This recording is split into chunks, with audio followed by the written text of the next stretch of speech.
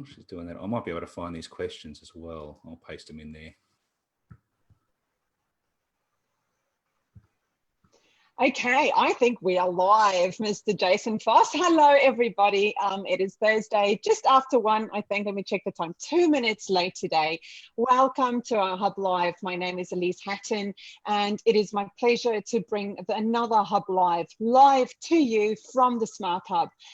What we aim to do with these HubLives, of course, is to support and encourage our local entrepreneurs and entrepreneurs anywhere, really, to adopt technology and modern best business practice so that we can have a good experience in business, be profitable and be viable. Now, I have a very amazing guest today called Mr. Jason Foss. How are you, Mr. Jason Foss? I'm wonderful, thank you very much.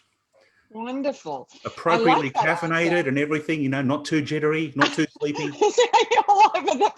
Not too jittery, that's good to know. So Jason, you are one of our Smart Hub members, right? I am indeed, yep. Yeah, and also part of the Chamber of Commerce. Correct, yep. Awesome. Okay, so we'll get into your business in a moment. But let me just say this to start with. The reality is that COVID-19 is and will continue to impact our businesses. And so the chief entrepreneur has used this word pirouette, but in the startup language or in modern business, we talk about pivot. And that's really what we're going to talk about today. And what's amazing about talking to Jason about this idea of pivoting is it's something that you've recently done in your own business. So I'm super excited not only to talk about what pivoting is, what pirouetting is. I think that's just what you really have to do if you find yourself in a market where you have to make changes really, really quickly, and really talk through, you know, the process of changing direction in your business. So tell me first, your business is Almost Anything. We can see that at the back of your screen, at the in your banner. Tell us more about what does Almost Anything do? What did you used to do? What do you do now? And how did that transition happen? What gap in the market did you see? Well, that's changed a lot. I mean, when we first started in 1997, we were Almost Anything desktop publishing, which really dates us because desktop publishing was a thing back then. We get our first color inkjet printer and started printing things off of that. That feels like a long time ago. So that was fine to get us started. You know, we're doing some graphic design and some newsletters, some business cards, bits and pieces like that. And in the early days, we were doing a bit of web design as well. Not a bit. Well, we did as much as we could. You know, the web was a bit of a strange and scary place for a lot of people in 1997. So there wasn't a lot of that work going on. But anyway, that's where we started.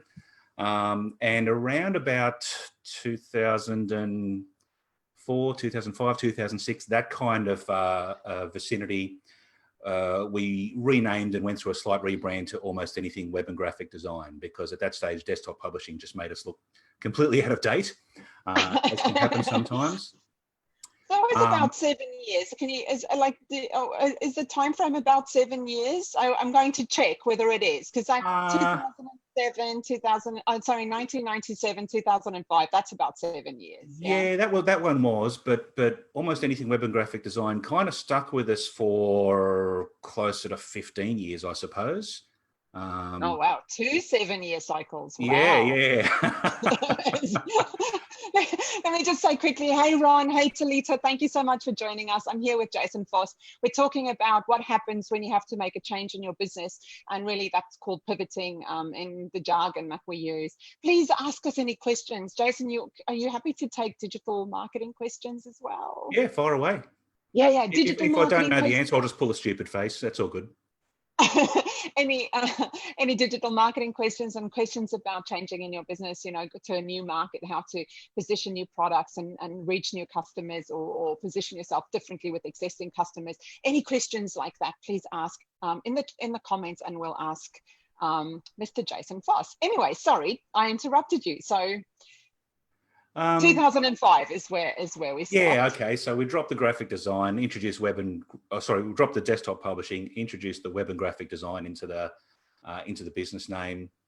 And at that point too, we started introducing a few other bits and pieces, some sign writing services,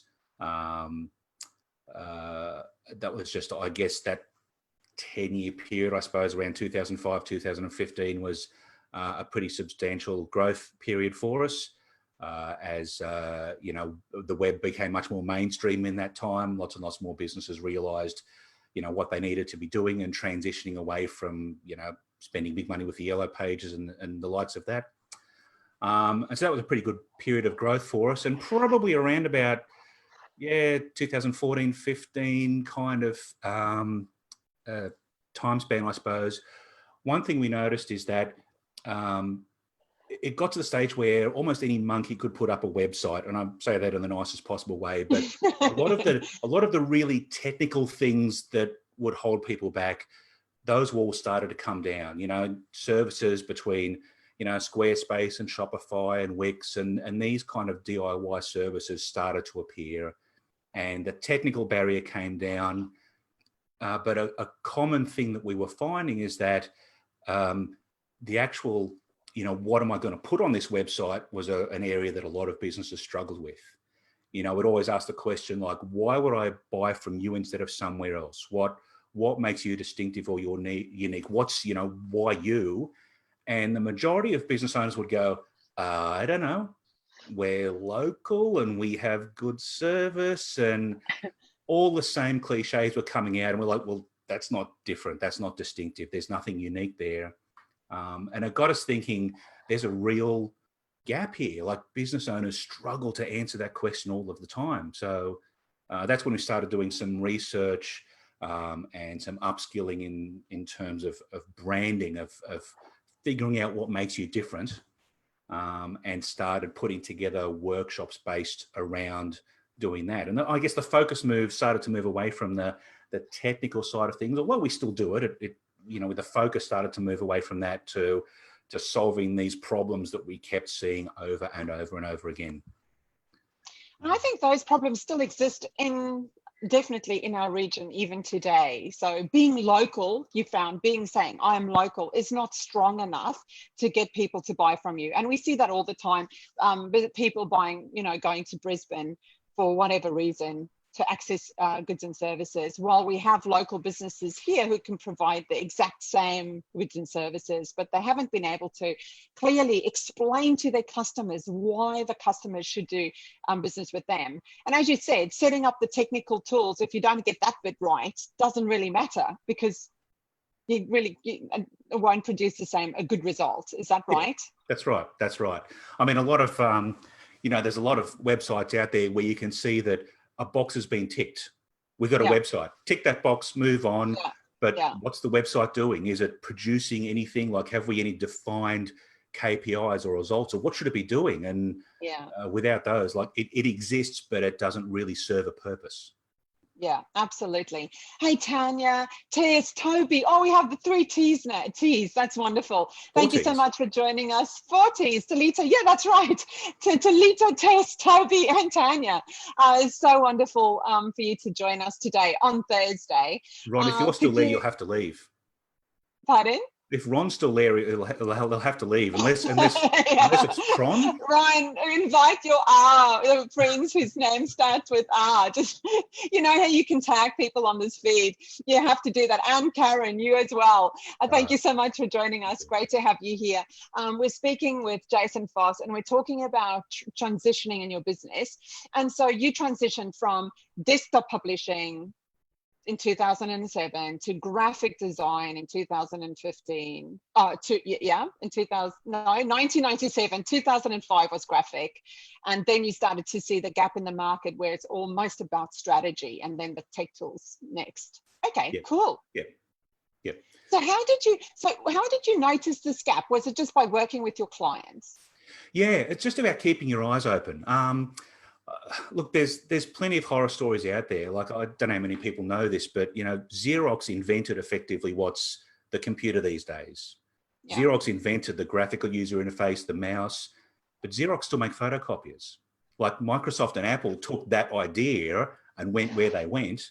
Xerox invented it and went, but they didn't do anything with it. You know, Kodak invented the digital camera and didn't do anything with it. And all you got to do is keep your eyes open to what's happening. And I guess to the great annoyance of my staff and whatnot, often over the years, I guess I've always been looking at like what's coming that we need to be aware of, because it's no point continuing to do the same thing over and over and over and over again, because sooner or later you'll get run down.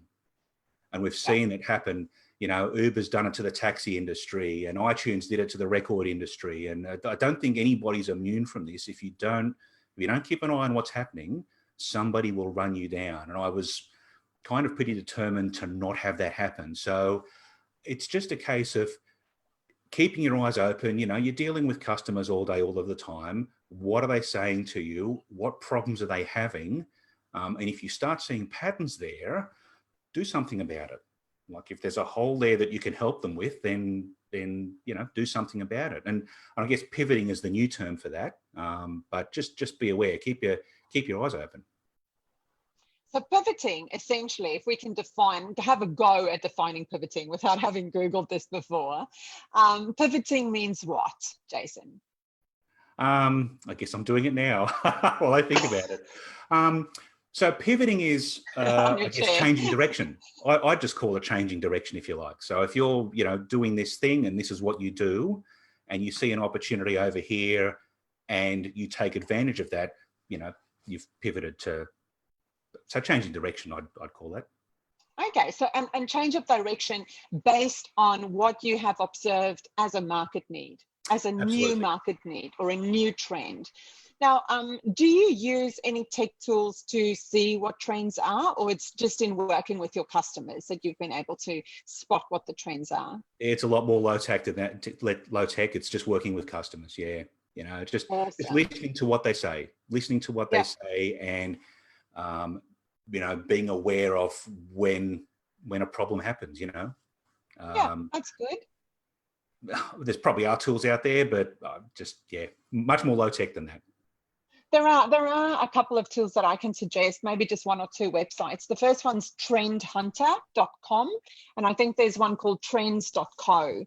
I think Trend Hunter, they all have a paid option as well, but you can get some insight just having a look at their websites. So there are people who are actually in the business of spotting trends, and depending on your market, it might or might not be a good fit for you. Another good way to see what's working is to go to any of the crowdfunding websites to see what's getting support. That gives you an idea of what the customers are looking for and what they're willing to pay for. So there are clues around, but it is a bit of an art and a science, I think. Yeah. It's again, those tools are probably good references, but you've also got to, you know, you've got to use this a little bit. You've got to, you know, be aware of what's happening and how it can apply to what you're doing. And I guess, you know, we are a local business and we look after local businesses. You know, I don't have any multinationals in the client base. And so a lot of the time, what you see, if I bring it back to what we changed to doing more branding work, I guess the bigger organizations have been doing this for some time, and they spend squillions of dollars doing it in focus groups and studies and research and that sort of thing. And that's fantastic, but that doesn't apply to a local business. Like an SME can't afford to do all that. There's no return on investment. It doesn't make any sense. So you need to cherry pick some of the things. It's like, okay, that's what's happening up here. What can we do down here that actually has some practical use and is achievable? So if you're looking at those sorts of bigger sites, I guess it depends on what you're doing. You know, if you're in the startup industry and you are looking for a global thing, then absolutely. But, you know, if you're just running a local business here and this is basically your footprint, cherry pick the bits and pieces that you think, okay, well, all of this doesn't apply to me, but that bit does, and that bit does, and I can put these together and we can go there. Perfect. I think that's perfect advice. So you just mentioned the word branding work, which is essentially what you've pivoted to. What does that mean? If someone is an SME and they think branding work, what's the value of doing branding work in my business? Give us a bit of an insight into what would be missing if someone hasn't done branding work and what they would gain from doing that, going through that process.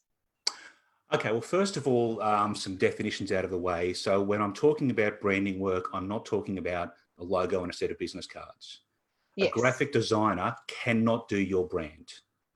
A brand is basically what your customers think about you. It's their gut instincts into, what they think about you and your business. So you can't set your brand because your customers decide what it is based upon their experience with you. What you can do, though, is put some things in place to help influence and guide that. First impressions really count. And there's a couple of good examples out there. Like if you look at Chemist Warehouse, you might look at that brand and that logo and think, well, that's about as ugly as they come. There's black and yellow and buildings. But for them, it's perfect because they've positioned themselves as a budget option. They've positioned themselves as having cheap prices. So for them, what they've done visually is spot on. So, in terms of logo or the visual parts of your brand, they need to align with where you're trying to be. Are you trying to be better? Are you trying to be cheaper? Are you trying to be whatever it happens to be? So the branding is really what happens before you then actually start implementing anything. So hopefully I haven't gone too far into the weeds there, but that's what I'm talking about. Awesome. No, I think it's really useful if we do delve down a bit into the detail, because that's what I know that is useful, something that people might be able to take away and go, oh yeah, maybe I do need to go and think about my brand. And I think what you just said is really important. Your logo and the visual elements is not your brand, even though from a business owner's perspective, that's often what comes to mind when you think about branding. Oh, my logo. Oh, I've got that done. That's all good. But it really is about the emotional attachment that your customer has and to you and to your business, and it's all about positioning and strategy. So if someone, just thinking about the people who might be watching this HubLive, what will trigger actually I realize that this is something that I need to do in my business right now so that I can also pivot and change, or at least position myself to where the market is going? What would be some of the signs? I guess the signs would be you're busy doing a lot of, like you're busy on Facebook and you're posting stuff and you're busy posting stuff on Instagram and you're busy doing this, but you don't feel like you're getting any traction anywhere. That's a really big sign, because what that tells me is that nobody cares what you're trying to say. And so one of the first things that we look at doing is like, okay, well, who is your ideal customer? Like, who are you trying to talk to? And then get in their head a bit and hold the mirror up. And I see this time and time again, is what's important to the business owner is not important to the customer. What's important to them is quite different. And one of my favorites is you can't read the label of the jar that you're in. Yeah. And so what we need to do first is get inside the head of the customer and look at your jar from the outside, not from the inside. And often we need to be talking about a very different thing. So that would be the first sign. Busy doing stuff, busy posting things, busy doing all of these things. You're getting any results? I'm doing stuff. That's a sign to me that we need to have a look at your branding. That's really awesome. I love that explanation. You can't read the label from the jar that you're in. I didn't invent that. Sorry, I'd like to claim that. I didn't invent it. I read it somewhere, but it is really good. I really like it. I've never heard it before. I think it's an awesome saying. It really summarizes what a lot of business owners experience. It's very, very challenging if you're in it to see it from the outside. And we know that branding work is what needs to be done, and a pivot might be on the cards for your business if at the moment you are doing marketing on social media. Maybe you have a website, but you're not achieving results. You're not selling as many of your products or services like you might want to. You're not getting the leads to contact to you. You just feel like you're working really hard but not really making any money, essentially. Yep. That's the trigger point. That's the trigger point. And what we often find after we go through the process is that, once we sort of, pose the right questions and hold the mirror up, and it turns out that what your customers actually want is not really what you're doing. And, after we've been through that branding process, it does then become an operational issue. Like, okay, there's some gaps here or some services here or some things that you should be doing that you're not, let's get over there and do it, because there's blue skies over there. No one else is doing it either. Get over there, position yourself over here, less competition, higher prices, more customers. It's over there. You just got to look. You just got to know where to look. Oh, love it, love it, love it. Damien, Tracy, thank you so much for joining us today. I'm here with Jason Foss, and really what we're talking about is being able to identify what it is that your customers want and being able to position yourself in terms of your branding, but also in terms of operations, which is where we're at in the conversation, to meet the market demand and really be able to like connect the dots and see how your customers' behavior might be changing. And you know that this is something that you need to do in your business today if you are really busy but you're not actually achieving the results that you want. So maybe you've set revenue goals for your business, maybe you're doing some marketing but really you don't have many leads, or your sales are not converting, and you're not making the money that you thought that you would be able to make. That's when you know that the pivot and a strategy session around branding is probably the thing that you need to do next. Now let's say that we've been through this process, which I know you explain as holding the mirror up. And I'm sure that there are a lot of steps in this actual process that you go through. It's not as simple as, hey, look in the mirror and tell me what you see. If only. If only, that's right. Hey, Michael, thank you so much for joining us. If you have any questions for Jason Foss, please put them in the comments and we'll have an attempt to answer those for you. So just before we move on to fixing operations, once you've established, your new strategy, your pivot, how long does this process generally take to, look in the mirror, to read the job label from the outside? Well, I guess the workshops that we run to do this, not quite a full day. If we start at 9 a.m, we'll be done by around about 2 or 3 o'clock in the afternoon. They're the workshops that we run. So there's probably 5 or 6 hours, I suppose, there by the time we run through all the process. Some business types and industries are a little bit easier than others. Like if you're in a really commoditized business, like if you're a plumber or an electrician or a pest controller, figuring out your differentiation can be a little bit tougher. If you're already doing something reasonably unique, well, that process becomes a bit easier. But that's about the time frame to sort of uncover the answers. And as you said, it's not just holding the mirror up. We've got a couple of different exercises that we will run through to try and find something. And sometimes you can't find something. Sometimes you have to invent something. And that's not out of the question either. And depending on what we come up with, it might be a minor adjustment for you, but it may well involve a bit of an overhaul of what you're doing. You may need to reskill a little bit or change your thought process in terms of what your business was actually doing. Sometimes people are selling things that is not the same as what people are buying. It varies a lot. It varies a lot. Which is, I think, the number one reason why most businesses, or why the businesses that fail, why they fail, is because there's not a strong demand in the market for what they're selling. But that doesn't mean that you couldn't discover a strong demand. You just have to follow a process. Now, I'm a huge fan of questions. I think questions are what gives us insight into answers and decisions that we can move forward. So I want to put you on the spot, Jason. I'm so sorry.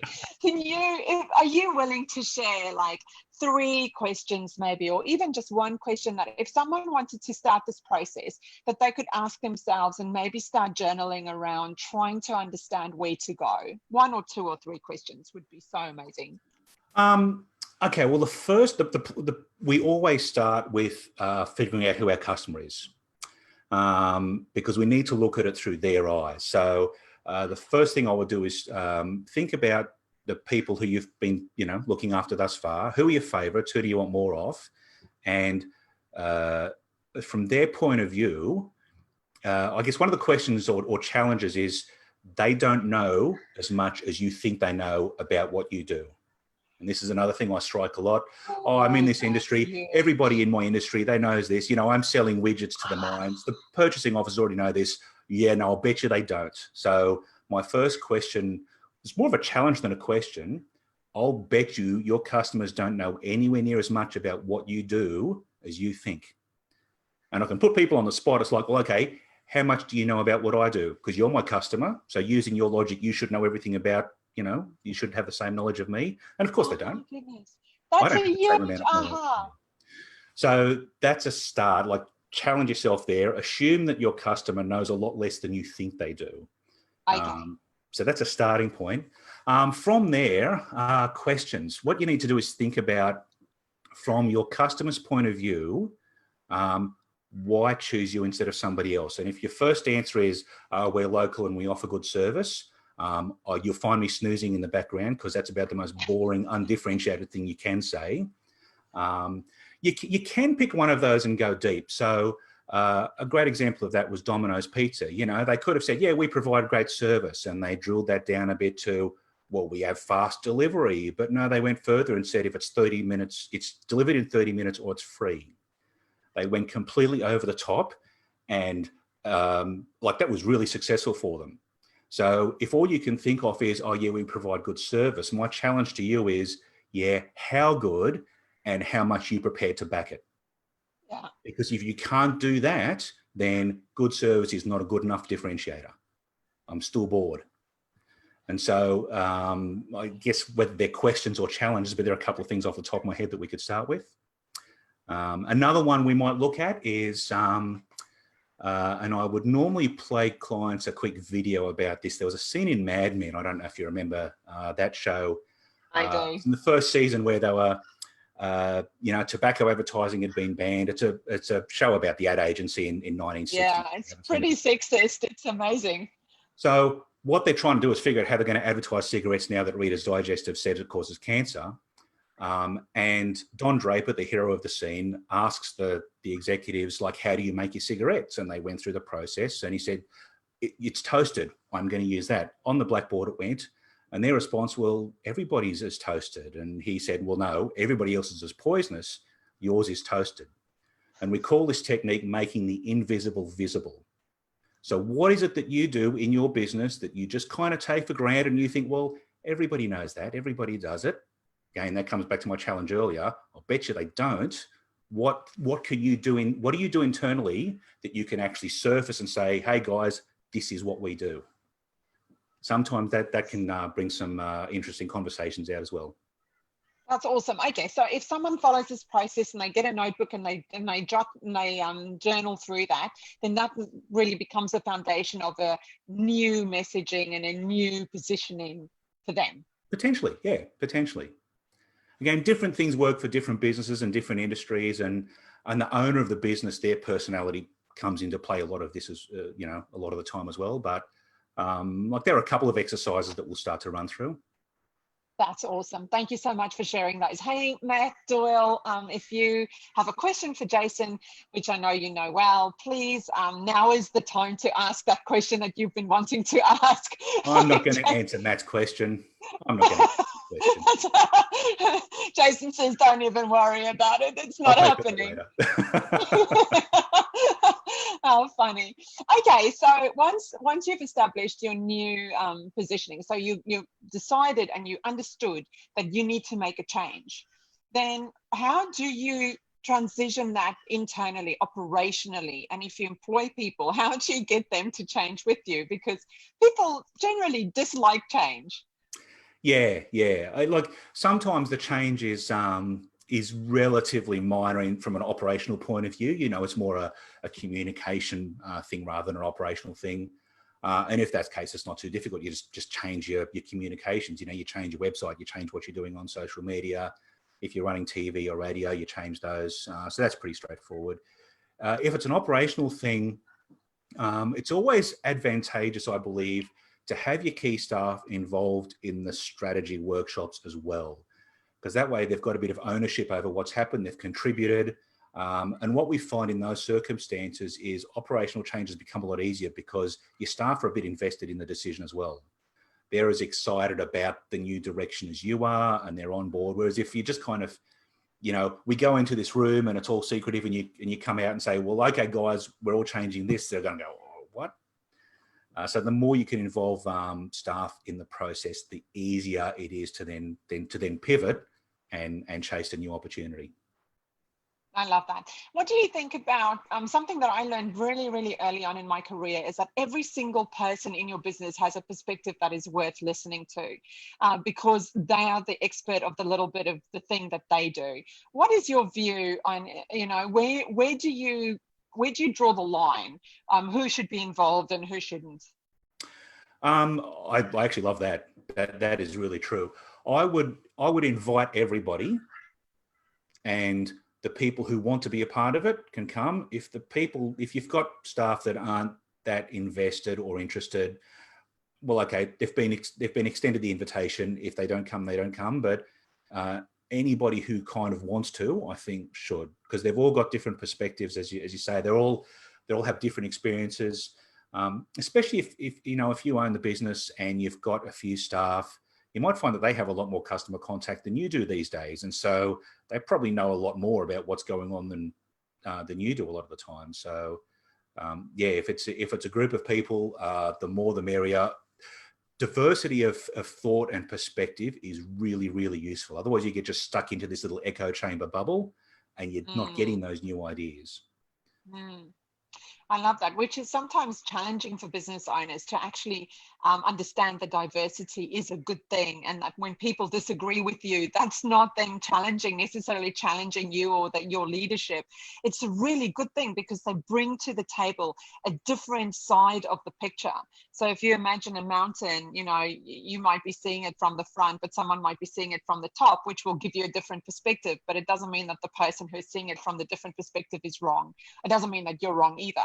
It's just different. And being able to have those conversations is so necessary in business, and it helps you to not get run over, if I can use your term.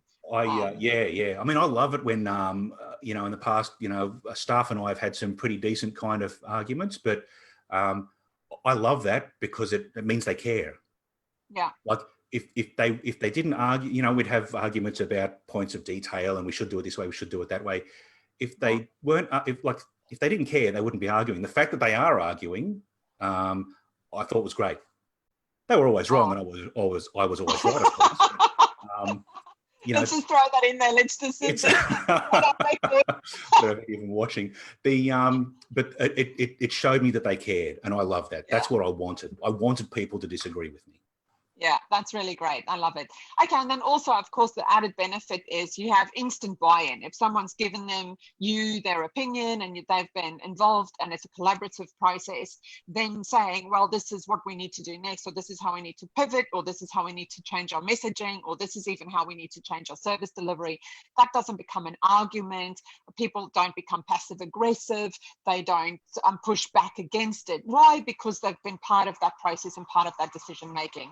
So if you want to make then the next step, which is the operational part, if you want to make that easier, and there might be a big change. So let's, for example, take if Kodak did move into the digital camera, if they'd involved their staff, then everyone would have been being able to go along in that process. But if it's just, of course, a messaging change, then, that's easier to do. Absolutely. Yeah. So I'm interested in the skills necessary. We've touched on a few skills, but are there other skills that we need to be able to do this well? Yeah. What are they? Thank you for answering my closed-ended question. That was a fantastic answer, wasn't it? That was perfect. So you're talking about the skills that we we went through. Yeah. So I guess when we first started offering this, I think it was around about 2014, 2015-ish. It was just through, reading some books and listening to some podcasts, and again, cherry picking bits and pieces and assembling these workshops on our own based upon what we thought was appropriate to the local market. Right. But then, one thing leads to another, and we actually we managed to sneak a trip into the US at the start of the year, just before everything kind of got locked down, and went and did got some qualifications over in Los Angeles for branding. Got back in 6th of March, I think. We were home, and a week later they shut the borders down pretty much. So wow, that was close. We just snuck that trip in. But that was a 2-day workshop over there with an author by the name of Marty Newmeyer, who's written a couple of pretty good books on branding. So if anybody's looking to upskill themselves, Marty Newmeyer's books, Zag and The Brand Gap, are a pretty good starting point. So yeah, in terms of like places to start, there's a bunch of reading and podcasts and whatever else like that. But this workshop was actually really good, really useful as well. Picked up a lot of good techniques on how to extract information out of people's heads. Yeah, which is really a skill in and of itself, for sure. And so in your experience of having pivoted a couple of times, or once, I think once or twice in being in business over the years, what are the pitfalls that people should try and avoid? I don't know about pitfalls you can try and avoid, but I guess my piece of advice would be expect to make mistakes. Because when you pivot your business off in a different direction, it is a form of innovation. You know, you're moving into new ground, you're into some uncharted territory, and if you're innovating, mistakes will happen. Like, they will happen. If you don't make a mistake, you haven't innovated, really. So I think just keep your eyes open and your heads up. If you're going to head off into a new area, mistakes will happen. Find them, learn from them, but don't get upset with people or don't get upset with staff or anything like that. It's part of the process, and you just got to kind of be ready for that and suck it up. It's bound to happen. Yeah, I think that another thing that I learned really early on is the saying, everything is a test. And I think if you approach things from that perspective, you're testing a new market, you're testing a new product, you're testing new messaging, and you test it. And if it works, great. If it doesn't work, try a different test. If it works, double down on what works, essentially. 100%. Yeah, absolutely. Awesome. I love that. Okay, so don't worry about not getting it right. Test, and double down on what works.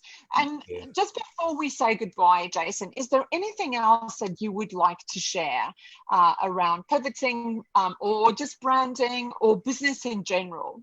You're a very seasoned person in business. Oh, that's a polite way of saying it.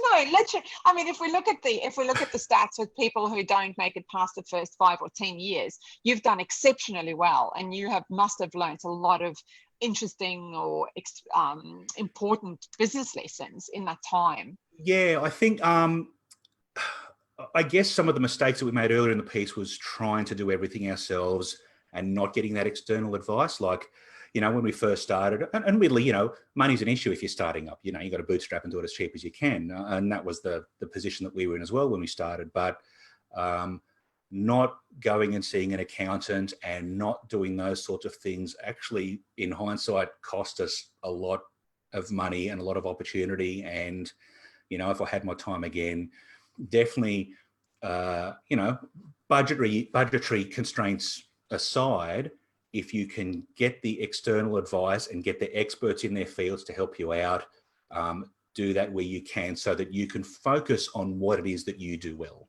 because nobody can do everything well. So that's, and we've learned that lesson a few times. And the other thing, I guess, in terms of since we started focusing on branding and identifying who our ideal customer was, there's been plenty of times in the past where we've sort of had opportunities drift by in front of us, and we've taken it and we'll do that and we'll do that and we'll do that. And that lack of focus in what we were delivering to has come back to bite us on more than one occasion.